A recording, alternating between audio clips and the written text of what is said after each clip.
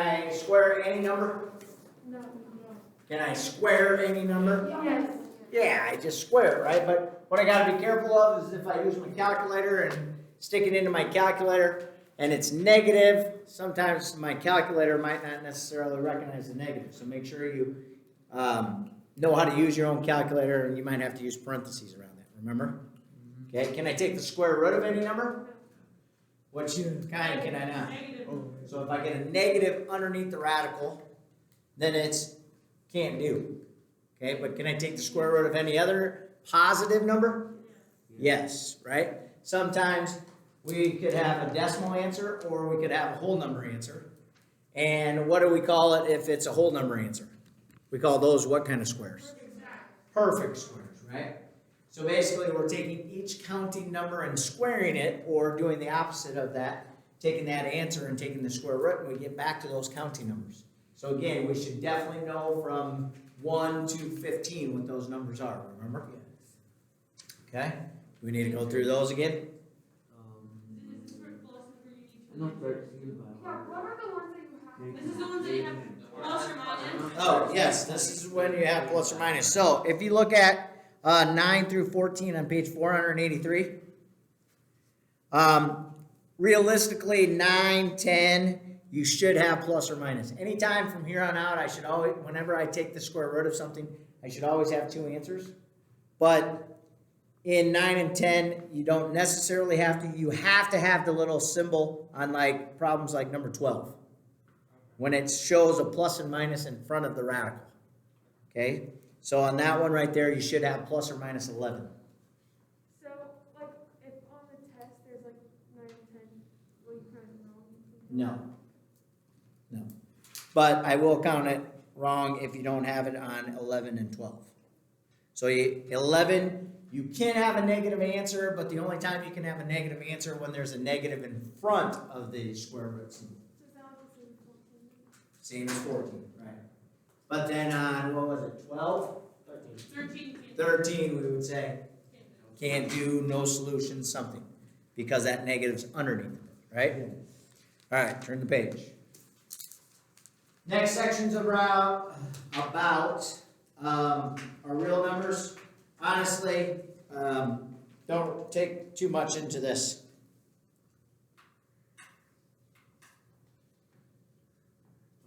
I'm just looking if I included that one section that we kind of kicked out. Well, we can use one of a protractor. So yes, then section 9.2, don't really necessarily. The only thing in 9.2 that you might look at is something like 15 and 16. See where I'm looking at there? When I have n squared equals some number, what's the opposite? Yeah, so the opposite operation is kind of like doing addition and subtraction together. I don't know if this is on there either, but if you have n squared is equal to 81. So how do I make something unsquared? I take the square root, and whatever I do to one side, I got to do the other side. This would be a perfect example though. Even though this one doesn't have that symbol, my answer needs to be plus or minus 9. So if I do the square root in an equation, I always have to have my two answers. And you always got to show that plus or minus. Okay? So the original problem isn't going to have that in there, but you just got to know that you have to do that. Make sense? Does anybody have problems then on the next section with the angles? How to draw them or measure them? Anybody need practice on that kind of stuff? Okay, put that dot right on my vertex. Okay, so here's some overall things. How do you name an angle? Capital letters. Okay, capital letters, a good answer. Number. Or a number. Or, The letters of the other part of the angle, but Okay. the angle has to be in the middle of those two letters. okay, you said the angle has to be. We're always talking about the angle. You're on the right track. I'm just being really picky here. What has to be in the middle? Not the angle, but the what? What's it? Vertex, right? So he was right. I just want to be as exact as we want. You have to have the vertex in the middle. So you can name it with 3 letters or just one letter. But if you do it with 3 letters, the vertex has to be in the middle. And again, when do I use 3 letters? Is when it's something like this, right? Okay? And then we have points all over the place. So if we say J-A-Y-S-K, I can't just say A, right? Because there's a lot of angle A's in that particular example. Okay? I thought you were going to spell my name. When you put J, I thought you were going to spell my name. How do I classify an angle by its angle? What words can I use to classify the angle? Obtuse, right, or straight? You combine them between the two things. Acute, obtuse, or right. And straight. And maybe straight. Okay? What's an acute angle? Less than 90 degrees. Okay? What is an obtuse angle? More than 90 degrees. And what's a right angle? 90 degrees. And how do we definitely know that it's right? The box. It's got to have the box. So if it doesn't have the box and it looks like this, can we say, oh yeah, that's a right angle right there? No. No. Even though it looks like one, we can't do it until we put that box in there. And that's really, really important that you get that in your milling by the time you get to geometry. What if it's 91 or 89 and you have the box in there? Then if you have the box in there, there's no argument about it. Okay, so if you would then go and measure it, you're wasting your time because I already know that it's 90 degrees. But that's why they have to do that. That's a good question. Okay, so kind of what I was leading up to was the next section then, right, about triangles. So every triangle has 2 what kind of angles? Acute. Always 2 acute angles, and then we name the triangle or classify the triangle by that 3rd angle, and that's what we just said, right? Okay? How do I classify the triangle by the sides? Scalene or equilateral. Okay, so if it's a scalene triangle, all the sides are different. They have different measurements. If it's an isosceles triangle, and how do we show that those 2 sides are the same? The little slashes, right? So remember, I can put this here, okay? And if I put those 2 slashes, now I have a right isosceles triangle, okay? And then if I have all 3 sides, we call it equilateral, right? So every single side. So remember now, this is where we started to kind of show and tell or make the connection that the angle size and the side opposite kind of go together, right? So like right here, if I have this and this, then this angle right here has to be the same as that angle right there. Because if the sides are congruent, the angles opposite of them are also going to be congruent. So what are these angles in this triangle? What would this angle degree measure right here and this angle degree measure be? 45, right? They have to be, this has to be a 45, 45, 90 right triangle. Because if they're the same, I'm taking 90 and dividing it by 2, essentially. Okay, so what do I know about all 3 of the angles in a triangle? They're always going to add up to what? 180. Okay? What did you say? 58. So in number 23, how could I name that triangle with respect to the angles and the sides? Obtuse, isosceles. Exactly right. And notice again, see how my little slashes and the angles opposite of them are the same degree measure. Okay? Any questions there? So, find a little piece of paper. I don't care if it's a scratch piece of paper or what. I want you to write down the formula for the Pythagorean theorem. Then the distance formula. So close your book so So you can't see anything. Then the distance formula and the midpoint formula from any 2 points.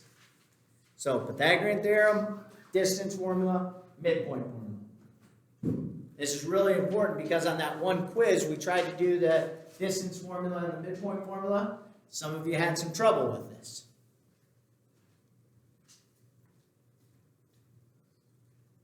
So again, when we say any 2 random points, we're saying this.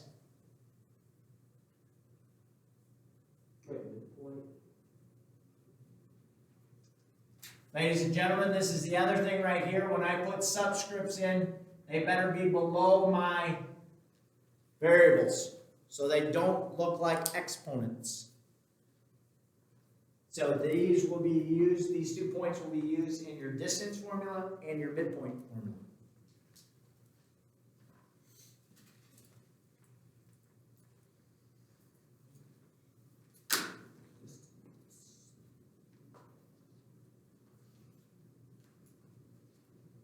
Wait, there's only 2 formulas or 3? 3. And the Pythagorean theorem. Oh.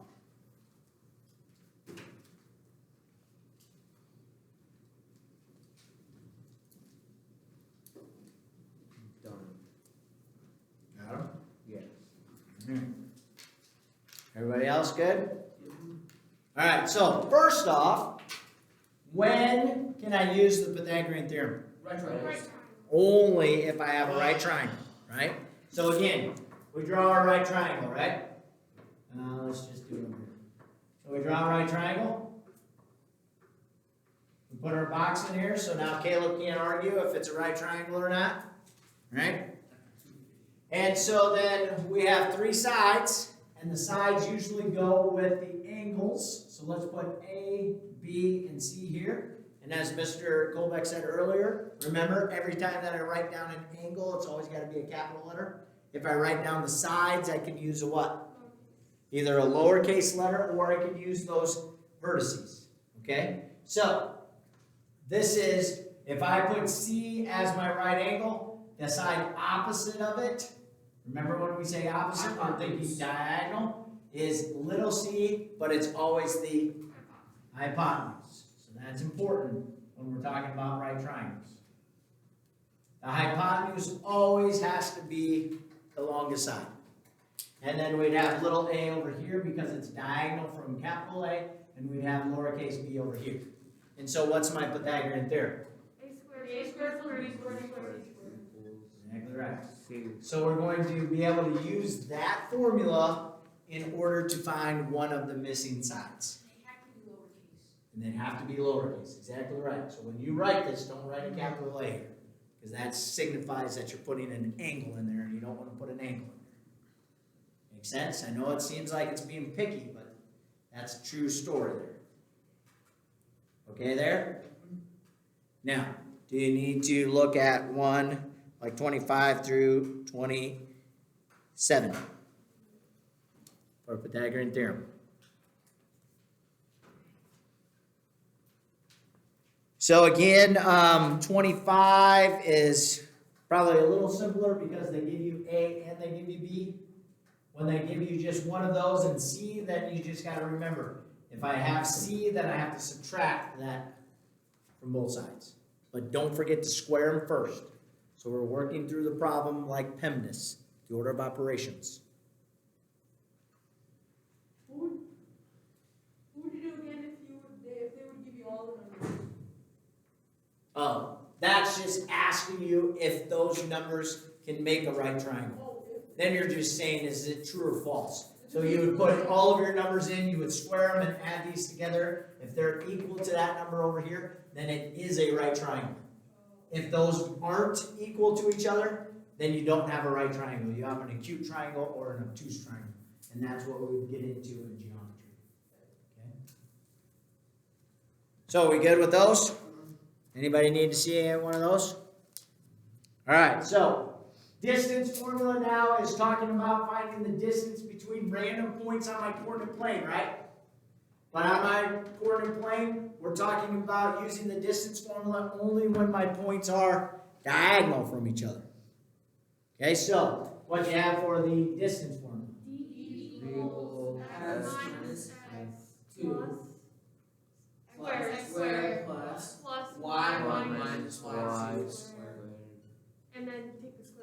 then we gotta have a square root.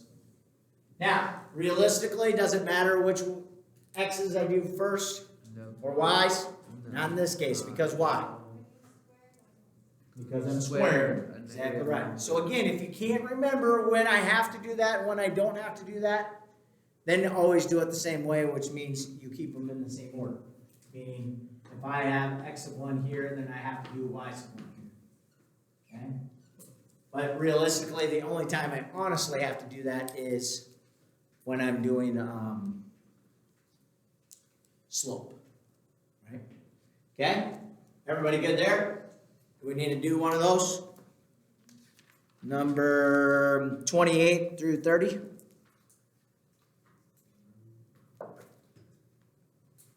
Well, we're just gonna ace this thing, huh?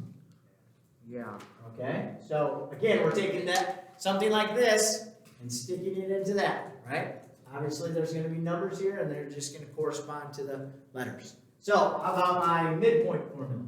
X equals X plus X over 2 plus Y plus. Now, here's somebody, somebody just said it. There's no plus sign here. This is a comma, Parentheses. because it's a point, right? But several of you tried to put a plus sign in there, and I was like, I have no idea what this is. You guys confused the heck out of me. It's midpoint of the midpoint formula. So it's the midpoint, meaning it's the direct point in between my endpoints. And again, if this is on a straight line up and down or a straight line right or left, I can just count. But this would be used if I'm going to have my points being diagonal to each other. So again, remember, essentially, it's just like what Mr. Kolbeck said, I'm taking the average of it, right? So I'm dividing by 2. So that's what you got to take into consideration. Is there ever such thing as a 4-point midpoint one? No. I don't think I'm corresponding with what you're saying, but no. How about 31 through 33? Anybody need to do one of those then? Now remember, there's no plus sign, and this has to be written as a point when you give your answer. Are we good there?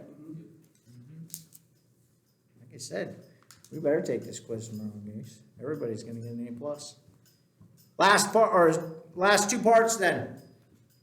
9-7 is similar triangles. So what do we mean by similar triangles? They're same shape but different size. Different sizes, right? So are, again, all right triangles similar? No, right? Because this right triangle right here isn't the same shape as this one. Yeah, they're both triangles, but they're not the exact same triangle. Okay? Just bigger or smaller. So remember now when we talk about similarity statements, that's what we were given way at the top of the direction. See where it says example right under 9-7? Right to the right of that? That is my example of a similarity statement. Triangle ABC is similar to triangle KLM. And the most important part of that is the order that the letters are given to you, right? The order tells us what lines up.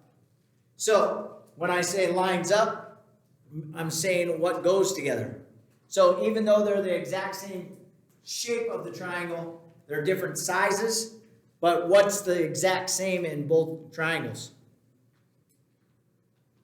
What's the same if I have this triangle and I draw another right triangle that hopefully is similar to that one?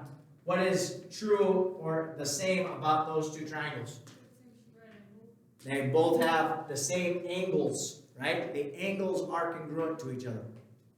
So when they give us that similarity statement, like in that example, angle A and angle K are the exact same angle, size. Okay, what's true about the sides of my triangles? So if I call this one ABC and I call this one XYZ, and I wrote my similarity statement of triangle ABC is similar to triangle XYZ. What's true about my ratio of the sides? Oh, I just said it. What are true about the sides? They form a ratio, right? So again, I can match them up. Angle A is similar or congruent to angle X, right? Because they're in the exact same spots. So give me one set of sides that would make a ratio. It's AB over K.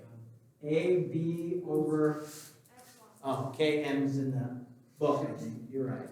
So we get XY in my example up here. But again, notice AB came first, so XY comes first. So we can use this to then set up a proportion, right? So we could set that up. The only thing that you have to remember is the order matters again when you do your fractions. So if I start with this first triangle, that first triangle has to be on top all the way across. If I put it on the bottom, then it has to be on the bottom all the way across. Okay, so do we need to do anything for 34 and 35?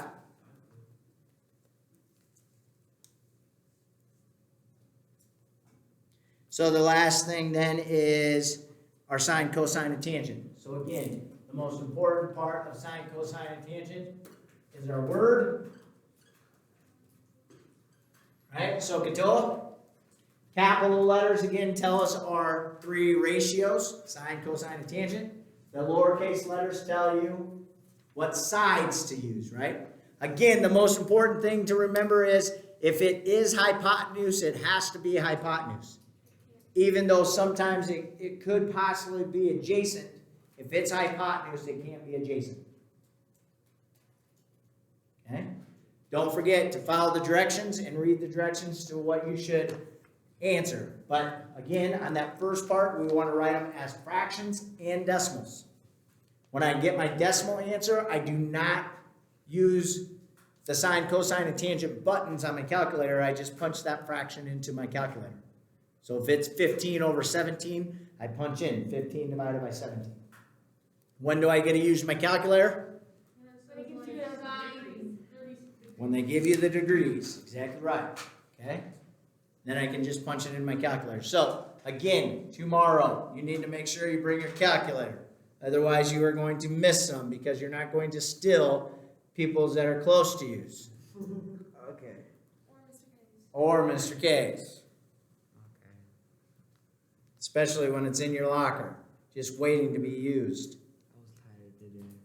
Don't you have a, I didn't go to sleep all night. What? Doesn't Jacob have a break too? You can use? Alright, so let's do that and flip-flop those tomorrow. So we'll take the test tomorrow. Okay? Okay, good. Wait, So what? I'll miss the quiz and not the test. So then we'll have plenty of time to do the test.